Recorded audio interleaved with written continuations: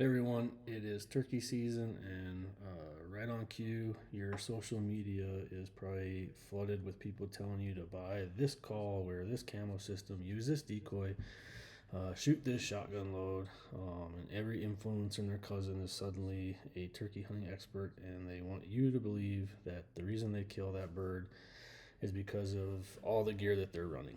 And I'm here to tell you that that is not necessarily true. And over this next 2 weeks, Monday through Friday, I'm going to prove that to you. I'm going to explain to you what works for me and what has worked for me. And if you don't know me, my name is Mitch. I own and operate a big game outfitting operation in Colorado. I have killed over 100 turkeys in over 40 states, closing in on the Super Slam, and I've never chased a sponsor.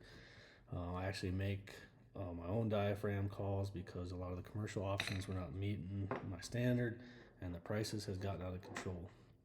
Now, I want to be clear about something before we get into this. I am not here to tell you there's only one way to hunt a turkey. I'm not the turkey god. I'm not pretending to be. What I am is a guy who has killed a lot of birds on a lot of different ground, and I've learned some things along the way that I think are worth sharing. Take what works for you, leave the rest, but at least hear it out because some of this might change the way you think about what you're doing out there. And I will tell you something right now that I want to keep in the back of your mind is I've killed, like I said, more turkeys by understanding the bird and knowing their ecology than I ever have by relying on calls or decoys or gear or anything like that. People who have hunted with me can tell you that themselves. So for the next 2 weeks, like I said, Monday through Friday, we're going to break it all down. We're going to talk about calls, calling techniques, decoy scouting, clothing, gear, and we're going to close it out with one thing that has made me consistently deadly in the woods across those 40 plus states, regardless of what I was carrying. Those influencers out there might be great at calling in a competition, and some of them are generally are really good. But there's a big difference between winning a calling contest and consistently killing wild turkeys in the field, and the difference is exactly what this series is going to talk about. So today, we're going to be starting with calls because this is where the noise is the loudest in turkey hunting. Every single spring, without fail, a new call hits the market, and right behind it comes every influencer and pro staffer telling you that this is the one, this is the call that is going to change your season. By this, and you are going to kill more birds, and then they hit you with the details: new cut on the latex, new layering system with the latex, new sound profile that's going to have hens and toms running in on you, and people buy it every year because it is easy to believe that the right tool is going to solve the problem.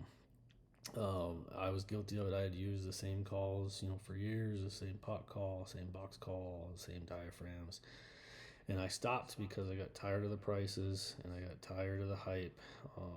So I actually just started making my own diaphragm calls and using, wing bone calls, not to sell them, not to get a company to notice me or a sponsor, because I wanted something that met my standard and not cost me an arm and a leg every season.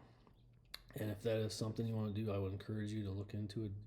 Buy the jig, buy the material, spend the time at the bench learning how to put a call together that works for you every single time. It is not as complicated as it sounds, and what you end up with is a call you built yourself that you understand completely and that fits the way that you call. That is worth more than anything you are going to pull off a shelf at a big box store. Um, turkey does not die